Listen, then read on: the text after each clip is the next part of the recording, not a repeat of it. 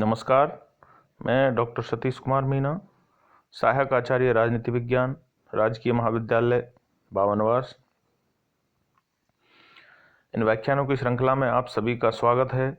जैसा कि हम पिछले व्याख्यानों में ब्रिटिश संविधान की प्रमुख विशेषताओं के बारे में चर्चा कर रहे थे, उसी चर्चा को आगे बढ़ाते हुए हम कुछ विशेषताओं पर चर्चा कर चुके थे।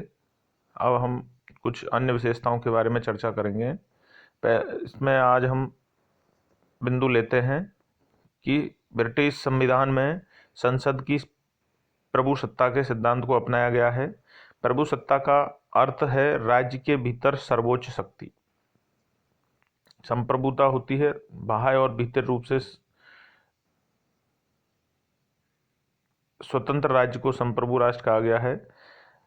प्रभुसत्ता से मतलब संसद की राज्य के भीतर जो सर्वोच्च सुप्रीम पावर होती है वो ब्रिटेन में संसद है। ग्रेट ब्रिटेन में सर्वोच्च शक्ति संसद के पास होती है। अतः संसद की प्रभुसत्ता या सर्वोच्चता ब्रिटिश संवैधानिक कानून और राजनीतिक प्रणाली का आधारभूत सिद्धांत है। इस सिद्धांत के निम्नलिखित अर्थ होते हैं। ब्रिटिश संसद कोई भी कानून बना सकती है, उसमें संशोधन कर सकती है, उसके स्थान पर दूसरा कानून बना सकती है और उसको निरस्त कर सकती है। डीलो में कहते हैं कि ब्रिटिश संसद किसी औरत को आदमी और आदमी को औरत में बदलने के सिवा कुछ भी कर सकती है। मतलब ब्रिटिश संसद कानून बनाने के लिए अपने आप में सर्वोच्च है, उस पर कोई पाबंदी नहीं है। वो कानून बनाने के क्षेत्र में अपने आप में सुप्रीम है। वो किसी भी प्रकार का कानून बना सकती है और किसी भी कानून को निरस्त कर सकने की शक्ति में अपने आप में ब्रिटेन में सर्वोच्च है। इसलिए ब्रिटेन की संसद को संप्रभु या वहाँ की प्रभुसत्ता का प्रमुख स्रोत या अधिकार रखने वाला संस्था कहा गया है। ब्रिटिश संसद सामान्य कानून बनाने की क्रियाविधि से ही नए संवैधानिक कानूनों को भी बना सकती है। दूसरे शब्दों में ब्रिटिश संसद की संवैधानिक शक्ति तथा विधि निर्माण शक्ति के बीच कोई वैधानिक भेद नहीं है।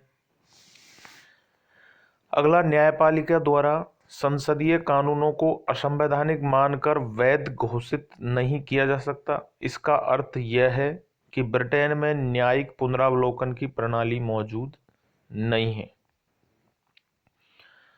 इस प्रकार हम कह सकते हैं कि ब्रिटेन की संसद अपने आप में संप्रभु है, क्योंकि वो कानून बनाने में अपने आप में सर्वोच्च है, किसी भी संस्था का उस पर प्रतिबंध नहीं है। दूसरा, वो सामान्य कानून बनाने की प्रक्रिया से ही संवैधानिक संशोधन कर सकती है या नए संविधान में कुछ जोड़ सकती है।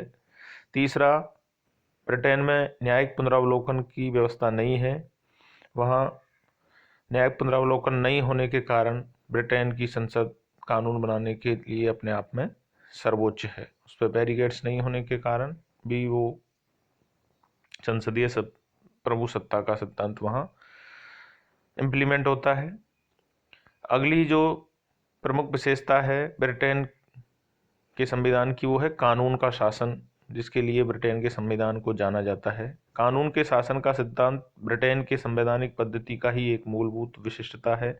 यह कानून को सर्वोच्चता देती है और इसलिए आदेशित करती है कि सरकार को कानून के अनुसार और कानून की सीमाओं में काम करना चाहिए।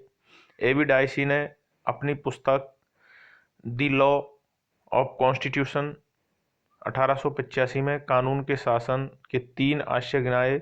निरंकुश सत्ता की अनुपस्थिति, अर्थात किसी भी व्यक्ति को कानून तोड़ने की स्थिति में ही दंडित किया जा सकता है, अन्यथा नहीं। कानून के समक्ष समानता, अर्थात न्यायालय द्वारा प्रशासित देश के आम कानून समान रूप से सभी नागरिकों पर लागू होंगे, चाहे वे गरीब हो या अमीर हो, ऊंचे हों या नीचे हों, अधिकारी हो या गैर अधिकारी हो।